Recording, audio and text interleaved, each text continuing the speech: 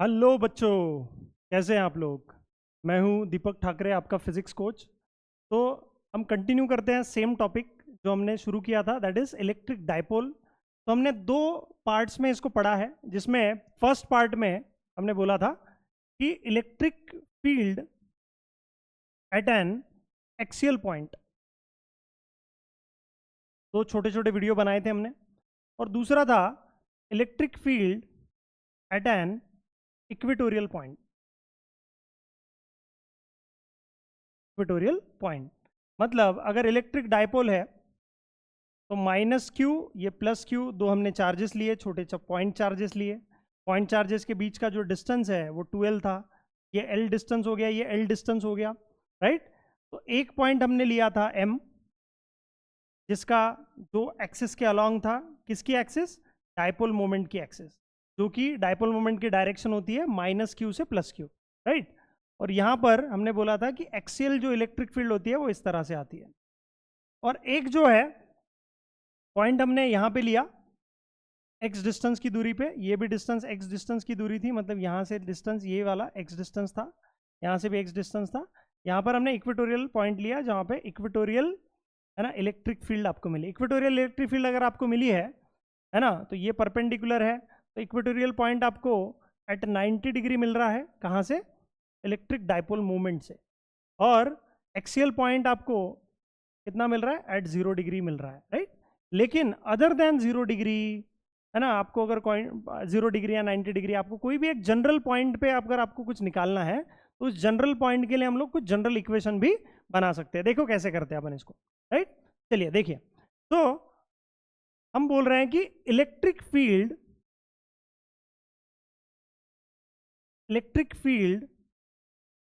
Eight any general point,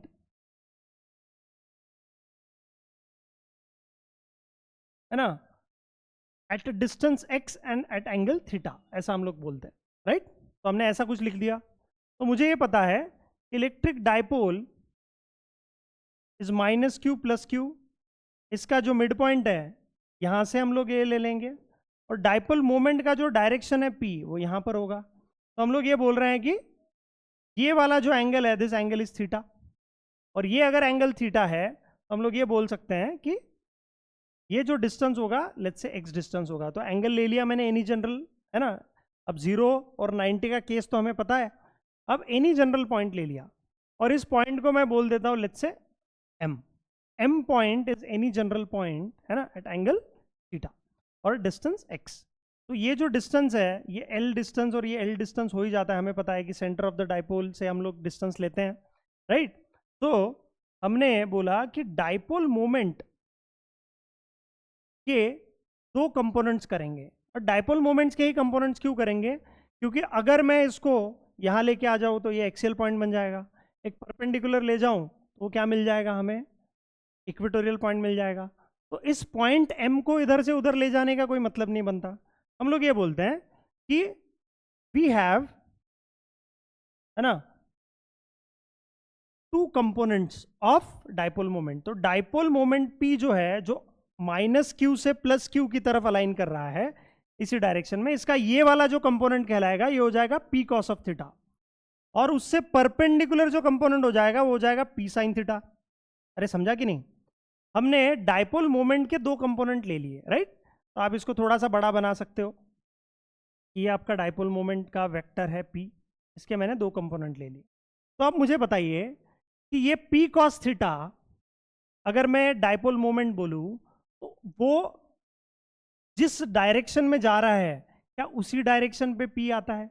मतलब P cos theta के लिए ये एम पॉइंट जो है वो क्या है, वो एक एक्सियल पॉइंट है। तो मुझे बताइए यहां पर जो इलेक्ट्रिक फील्ड आएगी वो एक एक्सियल इलेक्ट्रिक फील्ड आएगी, मैं ई एक्सियल लिख देता हूं। और पी साइन थीटा के लिए अगर मैं पॉइंट एम को देखूं तो पी साइन थीटा के लिए ये पॉइंट एम कैसा हो जाएगा, एक परपेंडिकुलर पॉइंट हो जाएगा। तो हमें पता है कि जब भी परपेंडिकुलर होता है, जिस डायरेक्शन में डाइपोल मोमेंट जा रहा है उसके एग्जैक्टली अपोजिट डायरेक्शन में क्या होती है, इक्वेटोरियल इलेक्ट्रिक फील्ड होती है। सही बात है। और एक्सियल इलेक्ट्रिक फील्ड और इक्वेटोरियल इलेक्ट्रिक फील्ड आपको ऐसे मिल गई। तो हमें ये पता है यहाँ पर आपको एक्सियल जब इलेक्ट्रिक फील्ड आप लिखोगे, बराबर है, एक्सियल इलेक्ट्रिक फील्ड की वैल्यू जो आ जाएगी वो पी कॉस थीटा नाम का जो आपका डाइपोल मोमेंट है उस वजह से आएगी, क्योंकि ये पॉइंट एम इसके अलोंग है। समझ में आया? तो वैल्यू विल बिकम क्या, डायरेक्टली हम लोग लिखते हैं 2k P cos theta divided by x का क्यूब, और शॉर्ट डाइपोल कर रहे हैं हम लोग, राइट। और अगर मैं इसको इक्वेटोरियल मानूं तो ये जो इक्वेटोरियल इलेक्ट्रिक फील्ड है वो कैसे बनेगी, किसकी वजह से बनेगी, पी साइन थीटा के लिए। तो कैसे बनेगी, के P sine theta divided by X cube बन जाएगी। अरे हाँ या ना, समझ में आ रहा है?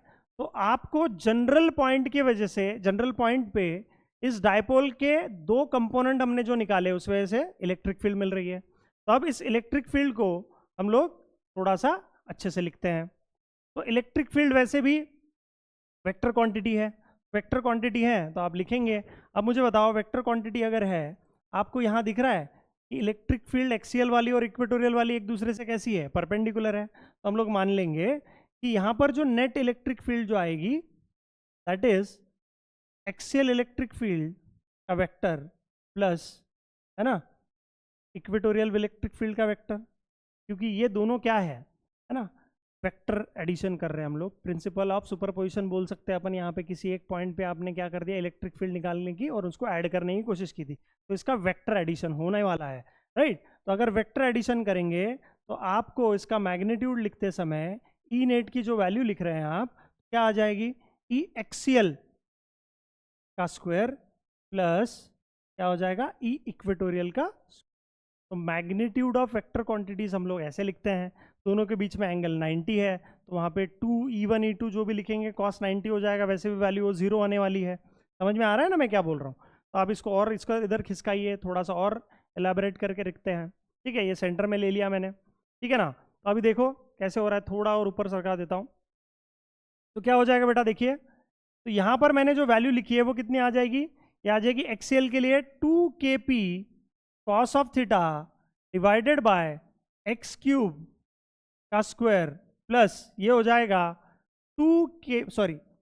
kp sine theta by X cube का स्क्वायर। अरे हाँ या ना, समझ में आएगी नहीं बात? तो आप लिखेंगे इस तरह से, कैसे लिखेंगे बेटा, देखो यहाँ पे ये वैल्यू आ जाएगी, इसमें जो जो कॉमन है वो सब निकाल सकते हैं आप। क्या आएंगे कॉमन, के पी का स्क्वायर एक्स क्यूब का स्क्वायर, तो के पी बाय एक्स क्यूब ये कॉमन आ गया, क्योंकि इनका सब स्क्वायर स्क्वायर होने वाला था, सब कॉमन में आ गया। फिर बचा क्या, बचा 2 cos ऑफ थीटा का whole square plus sine theta का स्क्वायर। सही बात है। तो इसको आप लिखेंगे तो आपको समझ में आ जाएगा। थोड़ा सा और ऊपर लिख देता हूँ इसको, है ना, मतलब सरका देता हूँ। ये हो जाएगा K P bye X cube, और यहाँ पर अंडर रूट में आपको वैल्यू मिल जाएगी 4 cos square theta plus sine square theta. अब हमें इतना पता है कि ट्रिग्नोमेट्रिक आइडेंटिटी क्या है, sine square theta plus cos square theta 1 हो जाएगा। तो यहाँ पर मैं थोड़ा सा और लिख देता हूँ, कैसे लिखूंगा, देखिए, तो 4 cos स्क्वायर थीटा है, 4 उसमें से एक ले लेंगे आइडेंटिटी के लिए, तो ये हो जाएगा K P by X cube under root of, यहाँ पर बच जाएगा 3 cos स्क्वायर थीटा प्लस यहाँ पर एक आ जाएगा cos square theta plus sine square theta. तो मैं इन दोनों को सेपरेट लिख देता हूँ। तो मुझे पता है कि sine square theta plus cos square theta क्या होता है बेटा, 1, आइडेंटिटी है ट्रिग्नोमेट्री की, ये अपने को पता है, के पी बाई एक्स क्यूब, और ये हो जाएगा अंडर रूट ऑफ, कितना हो जाएगा, 3 cos square theta plus 1, this is the value. तो आपको जो रिजल्टेंट मिला है या नेट फील्ड मिली है एट एनी जनरल पॉइंट, वो ये मिली है, दिस इज द रिलेशन। तो इस रिलेशन को कभी भूलना नहीं है। अब मुझे बताओ, अगर ये रिलेशन को मैं अब यूटिलाइज करूँ, नेक्स्ट पेज पे चलते हैं। आपने ये थोड़ा सा देख लिया, आप देखो फिर से एक बार, एक स्ट्रेच में इन सब चीज़ों को थोड़ा आप एक्सपीरियंस करने की कोशिश करो। ये एक्सियल इलेक्ट्रिक फील्ड है, ये इक्वेटोरियल इलेक्ट्रिक फील्ड है, दोनों का वेक्टर एडिशन किया है, इनका रिजल्टेंट निकाला है, तो उसका मैग्नीट्यूड ये आ गया। समझ में आया बेटा? ठीक है। सो हम लोग ये बोल रहे थे कि आपके पास जो नेट फील्ड आ गई है वो आ गई है KP by X cube under root of 3 cos square theta plus 1, 3 cos square theta plus 1, ये cos स्क्वायर है, cos स्क्वायर थीटा प्लस 1, सही बात है। तो मैंने क्या बोला था कि ये सही आया कि नहीं एक बार चेक करो। तो कैसे आएगा, ये माइनस क्यू और ये प्लस क्यू है, और हमने बोला था कि जो भी डिस्टेंस लेंगे हम सेंटर से लेंगे। तो अगर मैं सेंटर से डिस्टेंस ले रहा हूँ तो मुझे ये पता है कि ये अगर मैंने एक्सियल पॉइंट लिया, तो एक्सियल पॉइंट मतलब क्या होता है बेटा, एंगल 0 डिग्री। तो यहाँ पर अगर आप 0 डिग्री डालोगे तो आपको जो वैल्यू आएगी वो कितनी आएगी बेटा, KP बाय एक्स क्यूब, है ना, अंडर रूट ऑफ, क्या अंडर रूट है, अंडर रूट ऑफ क्या हो जाएगा 3 cos स्क्वायर, ये 0 प्लस 1, तो हमें ये पता है, तो ये हो जाएगा KP by X cube, cos 0 क्या होता है 1, तो 3 प्लस 1 क्या होगा अंडर रूट ऑफ 4, तो आपको वैल्यू आ जाएगी 2KP बाय एक्स क्यूब, जो ऑलरेडी हमने निकाला है प्रीवियस वीडियोस में, राइट। प्रीवियस जो भी हमने किया है उससे मैच कर रहा है अपना, मतलब ये वैल्यू सही है। और फिर हमने आपको ये बताया था कि ये जो डायरेक्शन है वो तो अवे फ्रॉम द डाइपोल है, मतलब अलोंग द डाइपोल मोमेंट है, क्योंकि डाइपोल मोमेंट की डायरेक्शन ये होती है। इधर एक्सियल और ये इक्वेटोरियल, इक्वेटोरियल की डायरेक्शन क्या होगी, डाइपोल मोमेंट के एग्जैक्टली अपोजिट होगी 180 डिग्री पे। और ये एंगल कितना बनाएगा, ये वाला जो एंगल बनेगा ये 90 डिग्री बनेगा। मतलब यहाँ पर अगर आप 90 डिग्री डाले इस इक्वेशन में, तो यहाँ पर क्या आ जाएगी इक्वेटोरियल की वैल्यू, थोड़ा लिखते हैं अपन यहाँ पे। इक्वेटोरियल की अगर वैल्यू आपको लिखनी है, ठीक है बेटा, तो देखो क्या हो रहा है, इक्वेटोरियल की वैल्यू जो हो जाएगी इक्वेटोरियल की, वो ये हो जाएगी KP बाय एक्स क्यूब, और ये हो जाएगा cos ऑफ 90, तो cos 90 यहाँ पर हो जाएगा, हमें पता है 3 cos स्क्वायर 90 प्लस 1, है ना, तो cos 90 ऐसे भी 0 होता है, तो KP बाय एक्स क्यूब, और ये हो जाएगा अंडर रूट ऑफ 1, यहाँ पर वैल्यू आ जाएगी KP बाय एक्स क्यूब, ये वैल्यू आ जाएगी आपकी इक्वेटोरियल की। तो इसका मतलब है जो हमने ऑलरेडी किया हुआ है वो भी प्रूव हो गया। तो किसी जनरल पॉइंट पे 30 डिग्री, 45 डिग्री, है ना, 60 डिग्री, 37 डिग्री, 53 डिग्री, इन सारे एंगल्स के लिए भी आप electric field due to dipole निकाल सकते हो। 30 डिग्री के लिए, 37 डिग्री के लिए, है ना, 45 डिग्री के लिए, 53 डिग्री के लिए, है ना, 60 डिग्री के लिए, और 0 के लिए तो आपने निकाला ही है, 90 के लिए भी आपने निकाला ही है, ये वैल्यूज़ आप निकाल सकते हो। तो electric field for all other values eight any general point आप निकाल सकते हैं, right. So this is very very beautiful relation. जब भी आपको ये याद रहेगा आपका काम आसान हो जाएगा, राइट है। तो देखिए फिर आपको जो इलेक्ट्रिक फील्ड मिली है, ठीक है, उसकी डायरेक्शन में निकालनी पड़ेगी। तो हमने लिखा था कि we have minus Q and this is plus Q. तो यहाँ पर सेंटर से हमने जो वैल्यूज लिखी है वह कैसे लिखी है, यहाँ पर एक पॉइंट लिया हमने, दिस एंगल इज थीटा, ये वाला एंगल जो थीटा लिखा था, यहाँ पे पॉइंट M लिखा था, यहाँ पर हमने बोला था कि डाइपोल मोमेंट के 2 कंपोनेंट ले लेंगे। फिर से एक बार करवा रहा हूँ मैं, P cos ऑफ थीटा, ये हो जाएगा बेटा आपका P sin थीटा, राइट। तो इस जगह पर जो वैल्यू लिखेंगे ये वैल्यू आ जाएगी आपकी एक्सियल इलेक्ट्रिक फील्ड, ये वैल्यू आ जाएगी आपकी इक्वेटोरियल इलेक्ट्रिक फील्ड, और इन दोनों का जो रिजल्टेंट होगा that resultant is nothing but E net जो हमने निकाला है। तो दोनों के रिजल्टेंट के बीच में जो है ना एक्स एक्सिस के साथ जो एंगल लिया मैंने, एक्स एक्सिस के साथ जो एंगल लिया हमने अल्फा, समझ में आया, तो इसको मैंने अल्फा बोला, ये वाला एंगल थीटा है। तो अल्फा और थीटा के बीच का हमको रिलेशन पूछा जाता है, ठीक है, बहुत सारे क्वेश्चंस इसमें मिलते हैं। तो find the relation between theta, जो कि डाइपोल मोमेंट और ये जो डिस्टेंस था ना एक्स, इसके बीच का डिस्टेंस है, and alpha, alpha is the inclination of the net electric field due to dipole. तो आपके पास जो वैल्यू आई है वो कैसे लिखेंगे बेटा, हमें ये पता है कि अगर मैं अल्फा लिखने जाऊँ तो ई इक्वेटोरियल है, तो ये इक्वेटोरियल हो जाएगा। तो आपको ये पता है कि tan of alpha is nothing but, ये क्या हो जाएगा, E equatorial divided by E axial, ठीक है। इक्वेटोरियल की वैल्यू कितनी हो जाएगी बेटा, इक्वेटोरियल की वैल्यू हो जाएगी KP बाय, ऐसा लिख देता हूं मैं, इक्वेटोरियल की वैल्यू अभी निकाली थी ना हमने, इक्वेटोरियल की वैल्यू निकाली थी KP sin theta divided by X cube, और एक्सियल की वैल्यू निकाली थी 2KP cos theta divided by X cube, ठीक है ना, ये रिलेशन आया था।